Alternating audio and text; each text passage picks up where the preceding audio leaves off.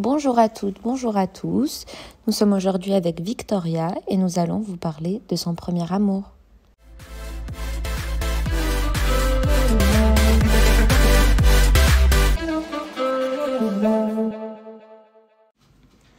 Du coup, salut, je te laisse te présenter. Hello, moi c'est Victoria, j'ai 21 ans, je suis étudiante en temps partiel à Genève, je fais un bachelor de business management et à côté je travaille en tant qu'aide comptable et puis j'habite à Lausanne et puis voilà. Et tu es un petit peu stressée. Et je suis un petit peu stressée, j'ai envie de rigoler mais on va se contenir. De toute façon aujourd'hui on va parler d'un sujet qui fait partie de ton quotidien depuis maintenant un moment. D'ailleurs, ça fait combien de temps que vous êtes ensemble, ton copain et toi? Ça va faire 7 ans au mois d'août, donc ça fait à peu près 6 ans et demi qu'on est ensemble. Et du coup, t'as 21 ans, en calcul, t'avais quel âge? J'avais 15 ans quand je l'ai rencontré et lui avait 17 ans. Et on file le parfait amour depuis. Salut. By the way, salut. Ok. Et du coup, c'est ton premier copain ou t'as eu déjà des relations avant? J'ai eu des petites relations, genre des petits copains avant, mais c'était pas vraiment une vraie grande relation. Et puis du coup, ouais, on peut dire que c'est mon premier vrai copain. C'est ton premier amour, genre, première amour. Personne dont ouais. était amoureuse. Ok. Et tu penses que genre, ça peut durer pour toujours? Tu vois, comme on voit dans les films. Il y a beaucoup de gens, je trouve, qui pensent que maintenant, genre, si tu sors avec quelqu'un quand t'as 15 ans, impossible que ça dure toute ta vie, tu vois. Ouais. C'est sûr, ça va s'arrêter, c'est sûr, tu vas vouloir aller voir ailleurs. Comme on disait justement, juste avant d'enregistrer cet épisode, on discutait un petit peu. Et puis tu me disais justement que tu avais eu affaire à quelqu'un qui te disait ça. Ouais, en fait, quand je dis aux personnes que je rencontre que maintenant, voilà, j'ai 21 ans, que j'ai rencontré mon copain, j'avais 15 ans, pratiquement les 3/4 du temps, les mêmes réactions, c'est mais tu veux pas, t'as pas envie d'aller voir ailleurs, et lui, et machin, puis je suis en mode, pour l'instant, ça se passe très bien dans notre couple, donc pour moi, en fait, tant que ça se passe bien, et tant que vous communiquez, ce qui est très important, et que vous avez une bonne entente, et que vous vous amusez, pourquoi aller voir ailleurs si ça se passe bien dans ton couple? Et pourquoi est-ce que tu aurais envie d'aller voir ailleurs si t'es bien dans la situation dans laquelle t'es? Et pour moi, si une situation comme ça devrait durer toute une vie, pourquoi pas? Moi, je suis à fond pour que ça dure toute une life. Et puis, je trouve que c'est important de trouver une personne avec qui on s'entend bien. Et puis, une personne avec qui tu sens que t'es à l'aise. C'est un peu une personne qui peut être ton pilier dans la vie. Et je trouve que ça peut durer... moi, j'y crois. Je pense que l'amour, ça peut durer toute une vie. Et t'as pas peur, justement, tu sais, parce que dans une relation, il n'y a pas que l'amour, pardon. Il n'y a pas que la mort non plus. Genre que vous évoluez différemment, tu vois, avec les années. Et que du coup, vous n'êtes pas du tout sur la même longueur d'onde, tu vois. De tes 15 ans à... quand t'as 15 ans, c'est là où tu commences à évoluer le plus. De tes 15 ans à tes 20, et plus. C'est là où justement tu te trouves, tu évolues, tu changes, tu trouves des nouveaux hobbies. Et l'avantage qu'on a avec mon copain, c'est que nous, on a vraiment évolué de la même façon. On a vraiment pris les mêmes chemins, même sans forcément se concerter. C'est juste qu'on avait envie des mêmes choses. Puis on s'est rendu compte que en fait, on a le même but, on aime les mêmes choses, et puis on n'a pas eu forcément besoin de se concerter. Et je pense qu'avec les années, maintenant, vu que nous, ça a toujours fonctionné comme ça, on a toujours pensé pour nous, et puis après, d'abord individuellement, puis après pour nous. Et je pense que, vu que ça fait un moment qu'on est ensemble, c'est vrai qu'on discute pas mal, et puis on se rend compte qu'on a on a envie des mêmes choses, et du coup, maintenant, on se pose plus trop la question. On sait que on a un peu les mêmes projets de vie, et puis je pense que c'est venu un peu automatiquement, mais oui, chaque personne évolue différemment, et puis c'est soit ça passe, soit ça casse, puis nous on a évolué un peu de la même manière, donc on peut dire que c'est passé. Ouais, pour l'instant, je veux pas être négative, mais genre, tu vois, vous avez 21 ans, quand tu parles avec des gens genre, qui ont 40-50 ans, ils disent qu'ils pensent pas du tout de la même manière que quand ils avaient 20 ans, tu vois. Ouais. Et du coup, je me dis, imagine, genre, depuis tes 15 ans avec la même personne, et genre quand vous avez 30 ans, et genre tu pètes un plan, tu penses plus du tout de la même manière, tu te casses faire un tour du monde tout seul, tu vois. Genre ça fait peur un peu, je trouve. Ouais, non, je peux comprendre. Après, ça veut pas dire que t'es en couple avec une personne depuis longtemps ou pas, que tu dois t'empêcher de faire des choses que toi t'as envie de faire. C'est important de faire des choses que tu as envie d'expérimenter, soit toute seule ou pas, c'est important que tu le fasses et pas que tu te mettes des barrières parce que tu es avec quelqu'un. Et puis oui, ça fait un peu peur de se dire que bah, peut-être qu'on va prendre des chemins différents. Et puis si on prend des chemins différents, bah, c'est comme ça et que c'est la vie qui en aurait décidé autant. Mais après, si tu peux continuer dans la même... En fait, il faut juste pas que ça devienne une obligation de suivre le même chemin de la personne avec qui t'es. Il faudrait que tu suives ton propre chemin, que tu fasses des choses que tu as envie de faire. Et puis si la personne avec qui t'es veut suivre la même chose que toi, bah, tant mieux, ça se rejoint. Et puis voilà. Et d'ailleurs, tu disais un truc intéressant, c'est qu'il ne faut pas s'empêcher de faire des choses parce que tu es en couple, entre guillemets.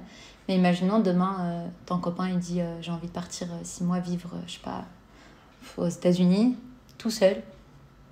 Bah, tu l'accepterais, genre? Bah, il l'a fait, donc pas trop le choix. Ouais, il l'a fait, mais c'était plus tôt dans votre relation. Oui, tu ouais. vois. Non, il l'a fait quand on s'était mis ensemble, peut-être 5 ou 6 mois après. Il partait en Angleterre pendant 6 mois. Et puis bon, c'était déjà prévu avant qu'on se mette ensemble, donc je le savais. Et puis c'était cool, il a vraiment eu une super bonne expérience. Et puis récemment, on en parlait parce que là, on fait les deux des études en bachelor. Et tu as la possibilité, dans certains bachelors, de faire un Erasmus. Donc ça veut dire partir à l'étranger, étudier. C'est soit 6 mois, soit une année. Et puis on se disait que ce serait cool de faire un Erasmus et puis qu'il fallait qu'on se donne la possibilité de le faire si on en avait envie et pas qu'on se freine parce que on est en couple, parce que on veut pas passer à côté de... Enfin, dans le sens où il faut pas qu'on se mette une barrière parce qu'on est en couple. Parce que si on veut faire cet Erasmus, si on veut partir à l'étranger, même si c'est seul ou en couple, il faut qu'on le fasse parce qu'au final, on n'a qu'une seule vie. Et puis, on est jeune et c'est à ce moment-là qu'on vit les meilleures expériences si on veut. Donc, c'est une discussion qu'on a eue il n'y a pas très longtemps en plus. Et puis, on était à peu près d'accord sur le fait que si lui, il veut partir en Erasmus pendant 6 mois, 6 mois, je veux partir en Erasmus pendant 6 mois, bah go, on le fait. Ou même une année, faut pas que le fait d'être en couple... Bah...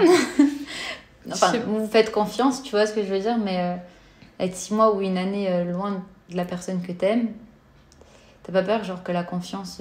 Enfin, peut-être c'est possiblement une année où vous allez pas vous voir, tu vois, si la personne elle est genre en Australie et que t'as pas les moyens d'aller ou qu'elle a pas les moyens de revenir, t'as pas peur justement que genre ils sont un peu frustrés puis qu'ils aillent voir ailleurs? Bah... Donc, inversement, hein, là on parle avec toi, mais ce serait... j'aurais eu la même question pour lui, tu vois. Bien sûr, genre t'as toujours une petite part de toi au fond de toi qui te dit mais est-ce qu'il irait pas voir ailleurs parce que voilà, mais après je pense que le plus important c'est la confiance. Et puis maintenant il y a la technologie qui fait que tu peux appeler en FaceTime, tu peux t'appeler à l'autre bout du monde, tu peux aller le voir, même si c'est en Australie, tu vas le voir quand même, t'économises et puis tu vas le voir. Je ne vais pas le laisser une année sans moi. Voilà. Mais t'as toujours des moyens de retrouver la personne que t'aimes, et puis en plus c'est une personne que t'aimes, genre c'est ton amoureux, bah tu vas forcément trouver le moyen de rejoindre cette personne. Et puis je pense que au contraire ça peut vraiment vous unir encore plus, parce que le fait d'être loin, tu te rends compte à quel point cette personne te manque, et puis voilà, t'as toujours des moyens de communiquer, donc t'es jamais vraiment très loin de cette personne non plus. Mais imagine la situation, genre toi ou lui, vous êtes à l'autre bout du monde, là je te mets mal à l'aise, hein. Mais genre, imaginons, genre, il est à l'autre bout du monde, il dit ouais, je me suis fait une nouvelle pote, elle est trop cool et tout, t'énerve pas contre moi. Elle est trop cool et tout, on va à la plage, on a mangé au resto et tout, trop bien, mais genre c'est juste sa pote. Bon, après... je fais full confiance. On dirait que je suis une psychopathe. C'est sûr que ça me ferait vraiment chier. C'est sûr, mais après... il aura pas de pote. Je sais pas si... Je sais même pas s'il le ferait, je sais pas. En vrai, je sais pas. En fait, je sais pas comment réagir à cette situation, vu que ça m'est jamais arrivé, je sais pas vraiment comment je réagirais. Mais c'est sûr que ce serait un peu frustrant de se dire qu'il est à l'autre bout du monde avec une autre fille qui est sa pote, certes, mais pas moi. Donc ce serait un peu frustrant, mais après, je sais pas vraiment comment je réagirais face à cette situation. Et là, on parle de fidélité, tromperie et tout ça. Et justement, dans une relation, genre, tu vois, par exemple, nos grands-parents et tout, bah, ils ont des relations qui ont duré 50, 60 ans. Est-ce que tu penses que, genre, ils ont pu être fidèles toutes ces années Genre, est-ce que pour toi, c'est possible, si ça a été ton premier amour dans ta vie, tu vois, que t'as jamais rien connu avant et après de sérieux, on va dire, est-ce que c'est possible d'être fidèle toute ta vie? Genre, est-ce que l'amour, pour toi, c'est assez fort, tu vois, pour rester fidèle toute sa vie à quelqu'un alors que t'as jamais rien connu avant, tu vois? Je sais pas comment dire. Oui, mais pour moi, oui, c'est tout à fait possible d'être fidèle toute ta vie parce que du moment où t'es avec quelqu'un avec qui tu te sens bien et que tu t'amuses et que t'as vraiment une bonne complicité et que, en fait, pourquoi aller voir ailleurs? Même si ça fait longtemps que vous êtes ensemble, même si tu penses que t'as besoin de plaire ou j'en sais rien, tu plais suffisamment à la personne avec qui t'es et si t'es bien avec toi-même et que t'es bien dans ton couple, pour moi, c'est le plus important. Et oui, tu peux être fidèle pendant 50, 60, 70, 100 ans s'il le faut. Tu peux être fidèle. Pour moi, c'est une question de confiance en soi et confiance en l'autre. Et puis, une question de communication aussi.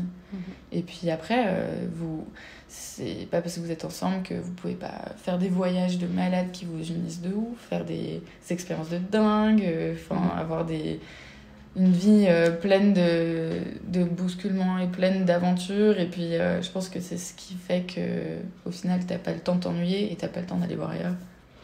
Donc pour moi, oui. Et justement, tu parlais d'ennui et souvent on dit que dans une relation, tu sais, des fois il y a des relations qui se terminent, puis ils disent ouais, c'est la routine qui a tué notre couple. Mais genre, moi je pense pas trop comme ça, tu vois, parce que je trouve qu'il n'y a pas que la routine d'une manière négative qui existe, tu vois. Et est-ce que tu penses pour toi que ça existe sur la routine positive dans un couple, tu vois, genre le quotidien, il n'y a pas tous les jours tu pars en voyage à l'autre bout du monde, Ouais, tu vois ce que je veux dire? Ouais. Oui, pour moi, c'est tout à fait possible que tu aies une routine positive. Après, c'est sûr que tu vas pas, à chaque fois que tu rentres du taf, tu vas pas genre te préparer un voyage ou un week-end. Ça coûte cher, t'as pas forcément les moyens ni le temps. Mais c'est sûr que tu peux toujours te projeter, avoir des vacances qui sont prévues plus tard. Et du coup, bah oui, forcément, t'as une espèce de petite routine qui s'installe. Mais si c'est quelque chose qui vous gêne pas et que c'est positif dans votre couple et puis que ça vous apporte aux deux quelque chose, bah tant mieux. Après, c'est pas parce que t'es en couple que t'es obligé de tout le temps faire des expériences de dingue, vivre des trucs de ouf. Tu peux très bien avoir ta petite vie et si ça te convient, bah c'est parfait. T'es pas obligé d'avoir une routine forcément négative ou tant que t'es bien, c'est important. Et j'avais une autre question, tu sais, genre par exemple, vous, ça fait 6 ans et demi que vous êtes ensemble, mais vous vivez pas ensemble. Et est-ce que t'as pas peur, tu vois, genre le jour où vous aménagez ensemble, ça va pas du tout. Même si là, t'as ton appartement, du coup, avec ton colocataire, genre imagine, le jour où vous habitez ensemble, ça va pas. Ouais, bah ça, c'est une question que je me suis posée et qu'on s'est posée parce qu'on envisageait peut-être d'emménager ensemble. Mais les moyens financiers de son côté faisaient qu'on ne pouvait pas. Faut travailler. Hein. Voilà. et en fait, on s'est dit... moi, je lui avais dit, bah, imagine, on s'entend pas, et en fait, ça va pas, puis au final, bah, on casse. Et puis il m'avait dit, mais ok, ça peut être une possibilité, mais est-ce que tu penses vraiment que ça va arriver? Et puis au final, on passe beaucoup de temps ensemble, il vient souvent chez moi, je vais souvent chez lui, et puis au final, genre... De toute façon, j'espère habiter ensemble un jour. Et je le souhaite. J'espère. Il n'y a pas des enfants à distance. Voilà. Et puis, bah, on verra comment ça se passe. Mais si ça devait se passer mal, je pense qu'on trouverait des solutions pour que ça se passe mieux.